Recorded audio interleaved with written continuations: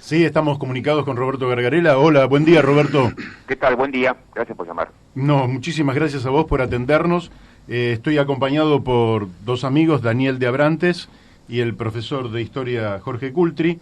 Así que, si te parece, te voy a empezar a preguntar, a sabiendas Claro. de que tenemos un tiempo limitado, y ya te aviso que te voy a molestar en el futuro de nuevo. Pero desearía, dado que tenemos el tiempo limitado, empezar, si te parece, de lo particular a lo general, si vos querés de lo coyuntural específicamente. Te quería preguntar a vos tu opinión sobre la ley de primarias abiertas, simultáneas y obligatorias y este efecto que ha tenido de ponernos en una situación donde tenemos un presidente en función que virtualmente quedó vaciado de poder y un presidente electo, aparentemente, porque eso se tiene que confirmar el 27 de octubre, que efectivamente no tiene ningún elemento del poder formal y constitucional. ¿Qué pensás de esta situación y cómo debería resolverse? Bueno, gracias. Yo veo que es un nuevo ejemplo de una reforma institucional pensada para coyunturas muy específicas y problemas, diría, muy particulares, casi diría individuales o de grupos muy específicos. A ver, yo creo que está bien y forma parte de lo interesante que podría aportar el constitucionalismo o el derecho, ayudarnos a, digamos, llevar adelante reformas teniendo en cuenta el contexto, digamos. O sea, sería una tontería no hacer reformas, inclusive constitucionales, dando cuenta de dónde vivimos, de los problemas y necesidades locales. Ahora, eso que como ideal es perfecto, tiene una distorsión tremenda en Argentina, que es, en vez de pensar, digamos así, en los males de época, por ejemplo, cómo evitar el autoritarismo en el largo plazo, cómo evitar lo que sabemos que va a tender a ocurrir, que es que quien está en el poder quiere abusar del poder, etcétera, o cómo hacemos para evitar las recurrentes crisis económicas que hemos tenido en Argentina.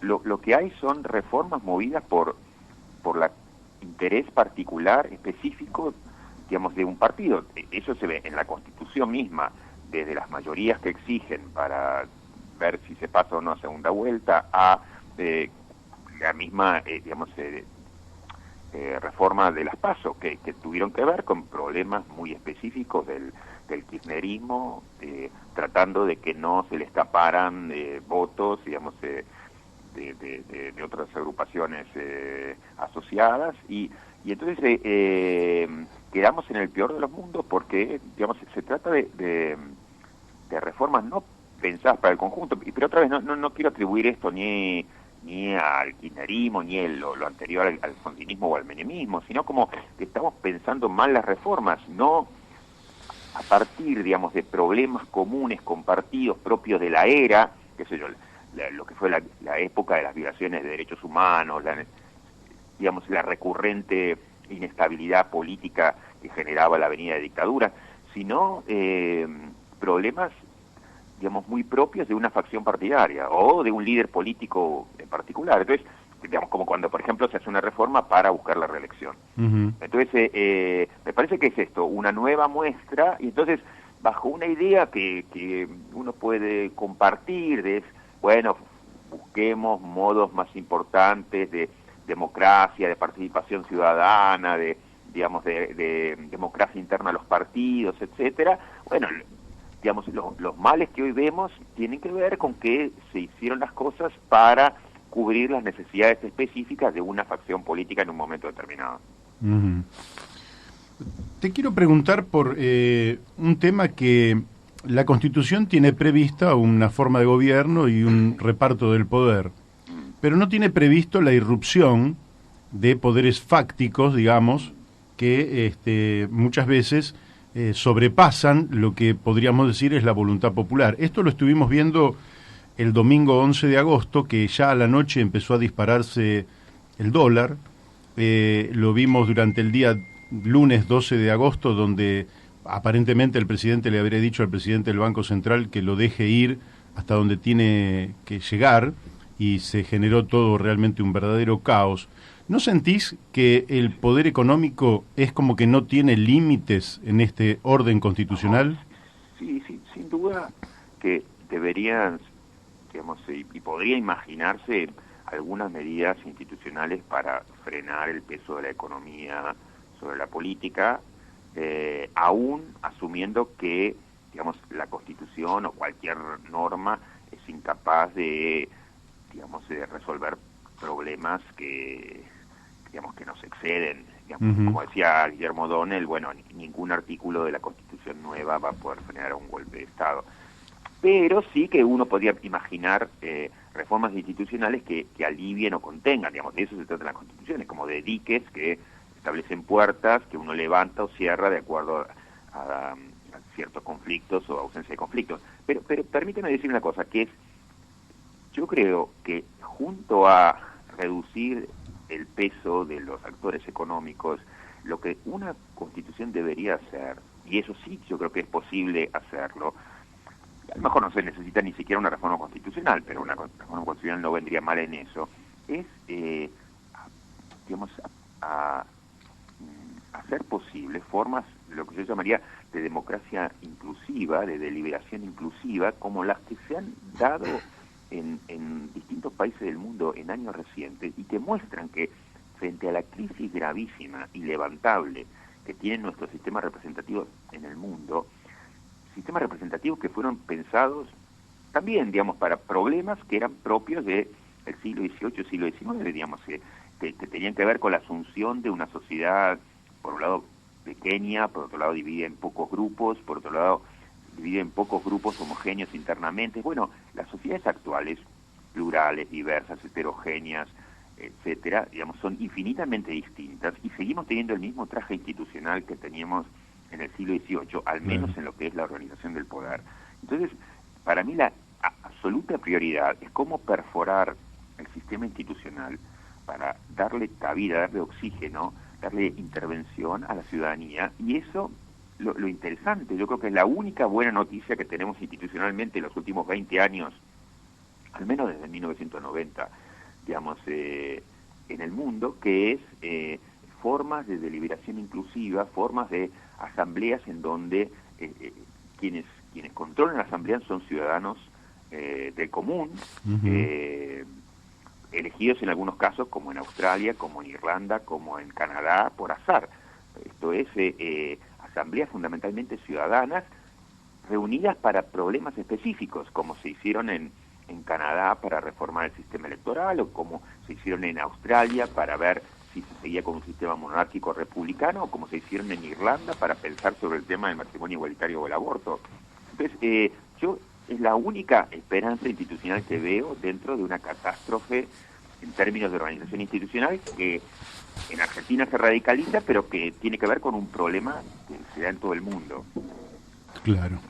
Yo te quiero hacer, no me quiero perder esta oportunidad de conversar con vos para hacerte una pregunta respecto del Congreso Nacional, el Poder Legislativo, porque la percepción que yo tengo es que se trata de una suerte de paquidermo, ¿no?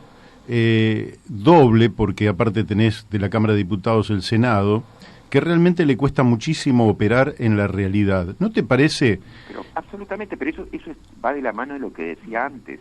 Tenemos instituciones que fueron pensadas para otras sociedades.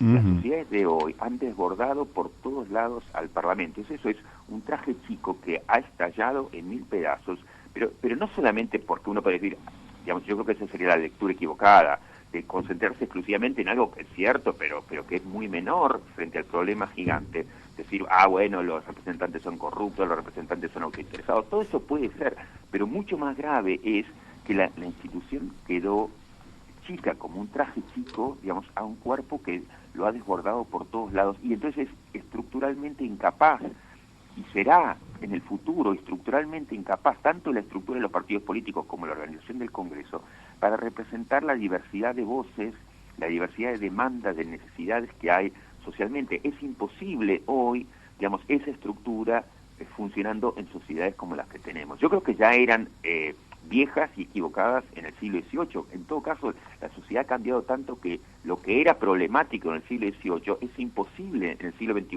y no es de extrañar que veamos en todo Occidente crisis radicales de representación que han llevado a esta forma, digamos, de que la gente sale a las calles con completo desconocimiento y dándole la espalda al Parlamento. No creen en absoluto. En Argentina llegamos directamente a la situación de venganza hacia las instituciones, porque hay esa certeza de que trabajan en contra de uno, o desconociendo los intereses de las mayorías y en contra, digamos, de las mayorías exclusivamente en función de sus propios intereses. Eso es como un sentido común que genera ese sentimiento vindicativo, digamos, socialmente. Bien. Bueno, ahora paso un poquito a un tema también que es de tu profundo conocimiento, que es el tema de la justicia, que también se ve fuertemente desprestigiada porque da la impresión que en lugar de actuar conforme el derecho, las leyes, la Constitución, lo hace conforme hacia dónde soplan los vientos políticos. Sin duda, pero mira, me interesa que las 3 o 4 preguntas o comentarios que hacías, digamos, todos los podemos vincular, estamos hablando de lo mismo, es otra vez un sistema institucional que quedó derruido con el paso de los años y que estaba preparado para otra cosa, que yo creo que tiene que ver con el paradigma elitista, que en el caso de Argentina era propio del siglo XIX, de mediados del siglo XIX, del consenso, digamos, unitario federal o liberal conservador que se forjó en 1853. Desde ese entonces tenemos la misma estructura institucional. Hemos cambiado la lista de derechos, pero mantenemos la misma estructura institucional, lo que yo llamaba en algún libro como que se ha mantenido la sala de máquinas de la Constitución cerrada, digamos, no hemos ingresado ahí.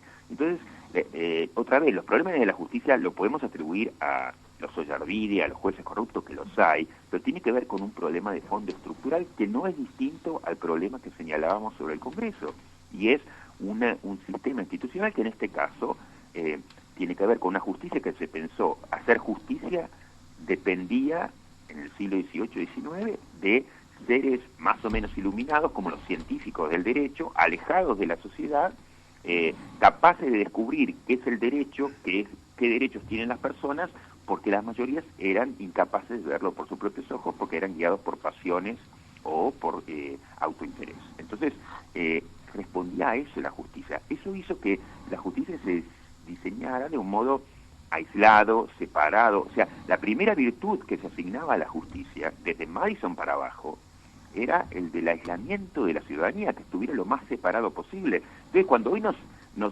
alguien se sorprende y dice, pero es una justicia que digamos, que está negociando sus propios intereses, no hay nada de que sorprenderse, se diseñó para eso, se diseñó para la separación. Entonces, hoy tenemos los efectos perversos, o los efectos más patéticos, digamos, de esa separación. Pero eso es un problema que estaba desde el minuto 1, ese era el objetivo buscado, no una patología.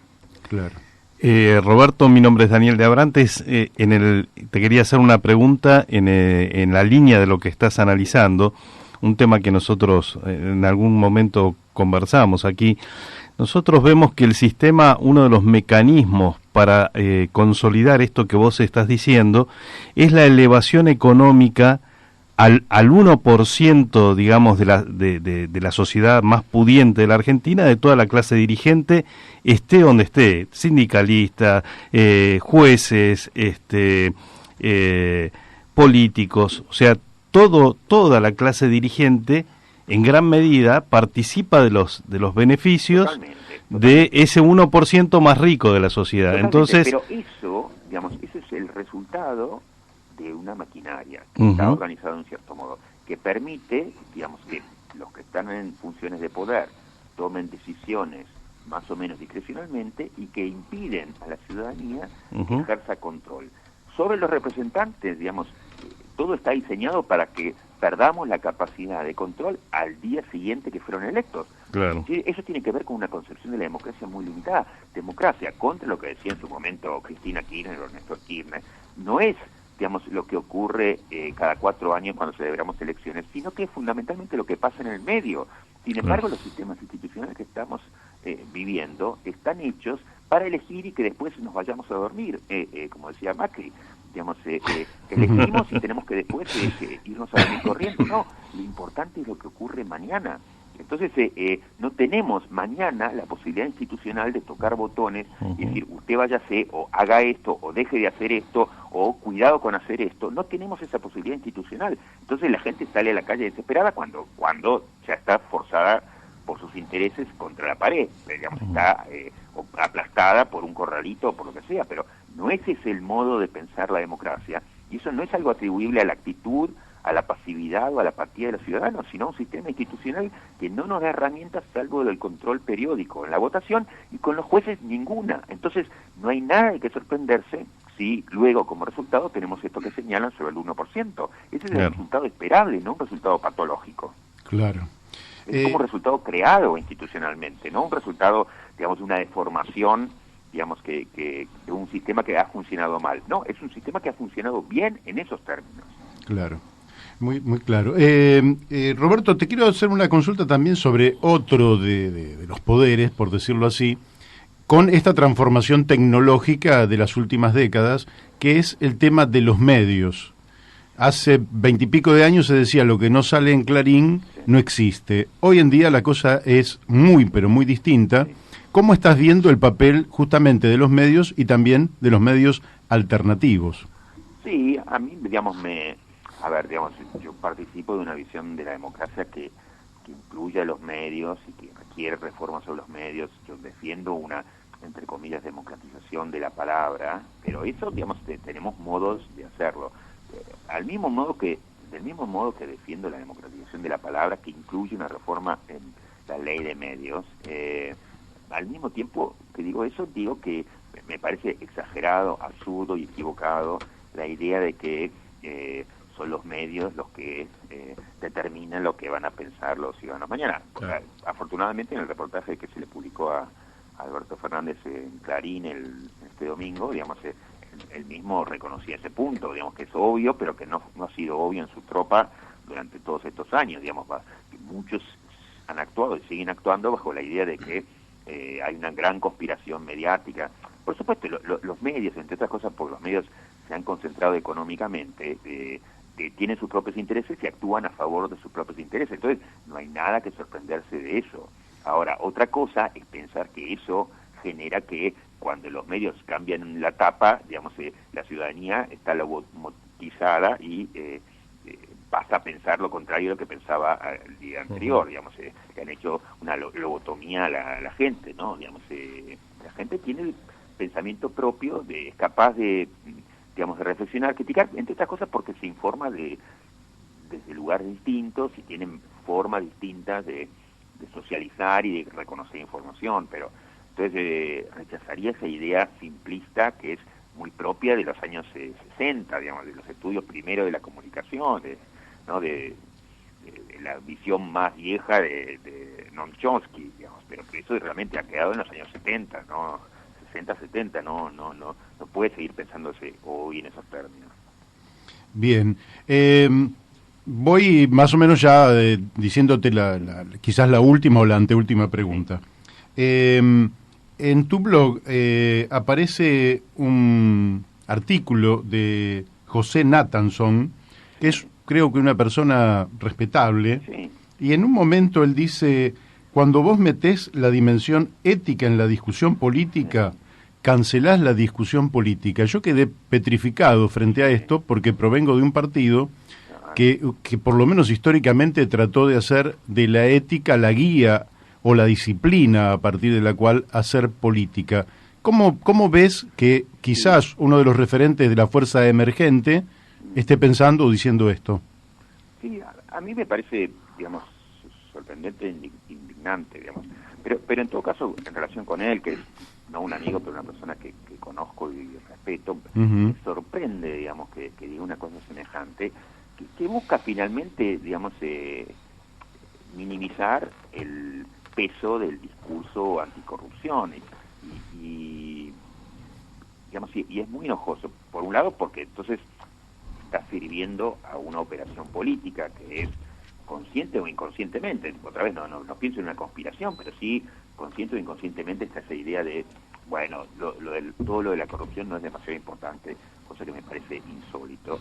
Pero además, porque primero la moral, como digamos lo que nos debemos unos a los otros, o la ética personal, es lo más importante y lo más interesante que tiene la política. La política, cualquier paso que se da, digamos, refleja una cierta concepción de la moral y digamos, la ética personal de los que actúan es lo que puede dar vitalidad a una política que está muerta. Digamos, cuando apareció Alfonsini frente al escepticismo de muchos y digamos la desesperación de tantos otros, o la certeza de que no se podía hacer nada, levantó un discurso de juicio a las juntas. Bueno, eso tuvo que ver con un compromiso ético también personal, con una concepción moral sin ninguna duda, y yo diría es lo más bonito que ha dado la vida política argentina en su historia, lo más importante, digamos, lo que le ha dado vitalidad a una política de otro sentido muerta o alucinada. Entonces, querer negar eso es, por un lado, descriptivamente una burrada, porque eso está permanentemente presente, o sea, es personas que son, como en el caso de Alfonsín, que tienen una vibración ética, o personas cínicas, digamos, que son gente que rechaza hacerse cargo de este tipo de cuestiones, pero eso es algo que está permanentemente presente y debe estar, y ojalá esté cada vez más presente, digamos, políticos que tengan esa fibra ética que la tengan activada, ¿no? Es lo más importante. Entonces, eso descriptivamente es un hecho que digamos, todos tienen todos muestran un cierto modelo, digamos, ético, más atractivo o completamente inatractivo, pero todos lo tienen. Entonces, descriptivamente eso existe, y normativamente es de lo más deseable e interesante que puede ofrecer la política. Políticos que tienen una carnadura moral, digamos, ¿no? Bien, bien, bueno, ya hemos completado el tiempo, pero es la última, ahora sí. Decime. Y desde ya muchísimas gracias. Han pasado 25 años de la reforma constitucional de 1994. ¿Te parece razonable que el país, la política, vuelvan a discutir la Constitución Nacional, una reforma posible, deseable, que lógicamente dé cuenta de los enormes cambios que, digamos, transitaron desde 1994, donde prácticamente Internet aquí en la Argentina no existía, al día de hoy, donde todo se ha revolucionado y donde ha aparecido además nuevas generaciones?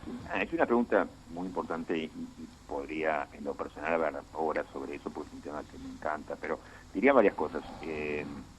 Una, que hay muchos cambios que se pueden hacer sin necesidad de una reforma constitucional, y entonces inclusive muchas de las cosas que he dicho, por ejemplo, estas iniciativas de asambleas deliberativas inclusivas, podrían hacerse sin una reforma constitucional. Entonces, eso por un lado. Segundo, que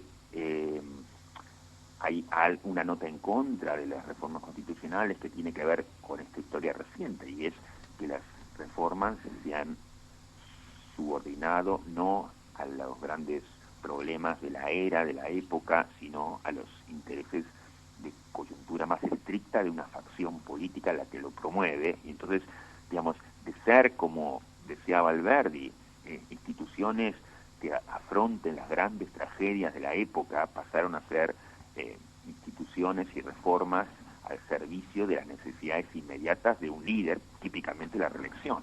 Entonces, esa idea de someter la reforma a la coyuntura y el interés personal de alguien, digamos, hace que uno deba resistir muchos intentos de reforma. Por ejemplo, lo que fue la reforma a lo que se llamó la democratización de la justicia fue un gran ejemplo, digamos, reciente de eso. Esto es toda una gran parafernalia, digamos, de presuntos cambios para servir al interés coyuntural más obsceno de una facción política. Pero dicho todo esto, digamos, yo soy un defensor de la reforma constitucional en el sentido de que si tuviéramos, digamos, alguna mediana garantía, digamos, de acuerdos básicos, sí necesitaríamos, sería importante, promover una renovación de las instituciones, sobre todo, volviendo al punto que había señalado antes, que desde el siglo XIX tenemos cerrada la sala de máquinas de la Constitución, y entonces una organización del poder que sigue respondiendo al paradigma elitista de hostilidad democrática propia de esa época. Entonces eso debería ser erradicado y podría ser erradicado, pero bueno, requeriría de un ejercicio, de unos acuerdos que no veo que hoy tengamos, ¿no? Claro. Bueno, Roberto, te liberamos por hoy, te agradecemos muchísimo la amabilidad que has tenido. La generosidad del tiempo. Bueno, y bueno, te deseamos lo mejor para el día de hoy, así Sí. que te mandamos un abrazo. Un abrazo y muchísimas gracias a ustedes. Gracias. Hasta luego.